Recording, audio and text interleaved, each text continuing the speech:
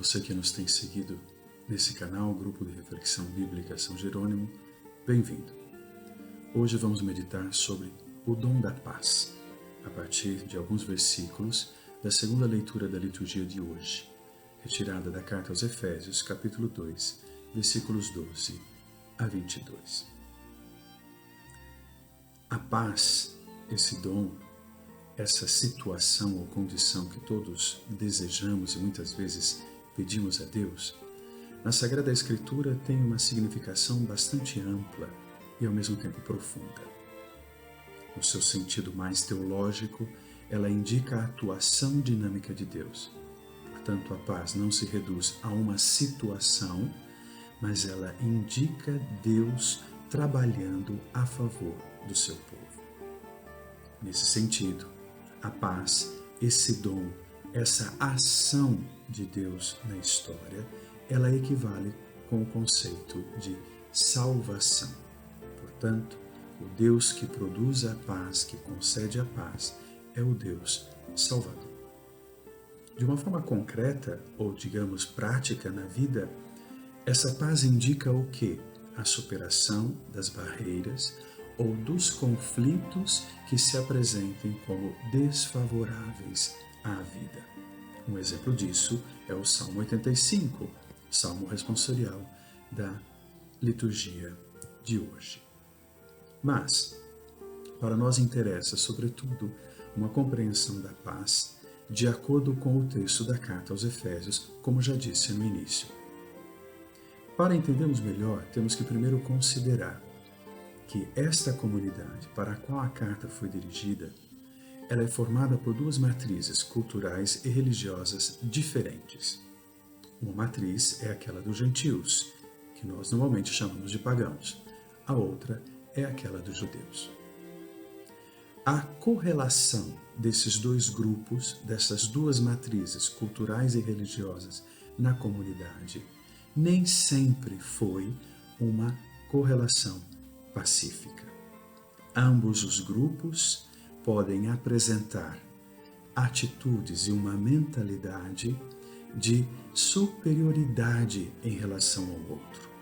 Uma atitude que gera, obviamente, desqualificação do outro e com isso vai colocando as bases para uma divisão interna na comunidade. Nós não percebemos exatamente um conflito violento e agressivo na carta aos Efésios, mas de qualquer modo o autor da carta, ele se ativa diante dessa possibilidade. No versículo 12, ele responde à questão dos gentios, deixando bem claro o privilégio e a importância dos judeus na história da salvação. Mas no versículo 15, ao dizer que Cristo superou o muro que separava a inimizade identificada na lei, o texto deixa bem claro que também os judeus, embora numa condição de privilégio, não podem fazer uso disso para desqualificar os outros grupos da comunidade. É nessa situação e nessa possibilidade de uma divisão crescente, que portanto se tornaria uma experiência desfavorável à construção da comunidade, que o autor afirma com clareza, ele, que no caso é Cristo, de fato é nossa paz. A primeira parte desse versículo nos deixa bem claro que a paz está relacionada diretamente com Cristo. Mas como veremos, não só como algo que Cristo produz na comunidade, mas está associado a Ele mesmo. Nesse sentido, a paz é um título cristológico, um título messiânico.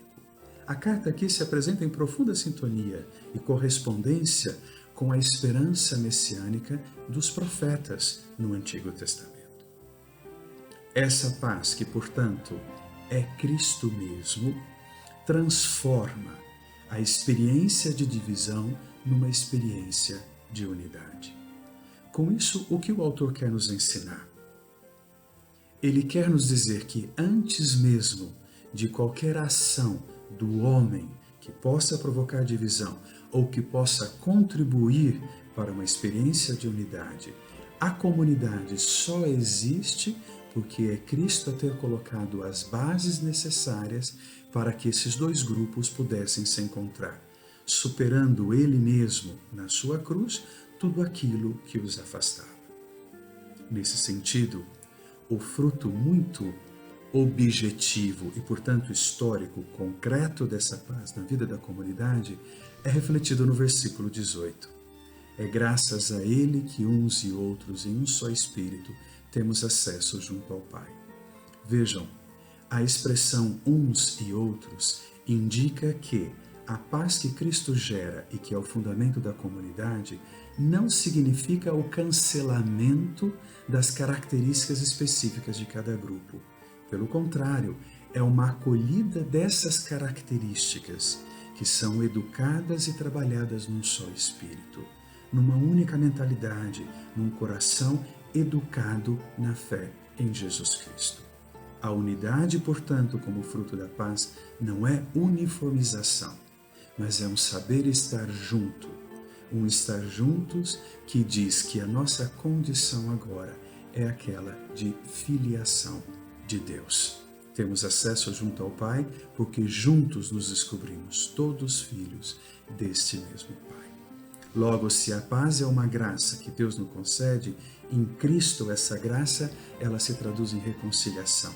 Mas a graça recebida, nossa paz, ela deve se traduzir num compromisso ecumênico, num compromisso intercultural, tão necessário e tão importante no mundo atual e na vida da igreja atual.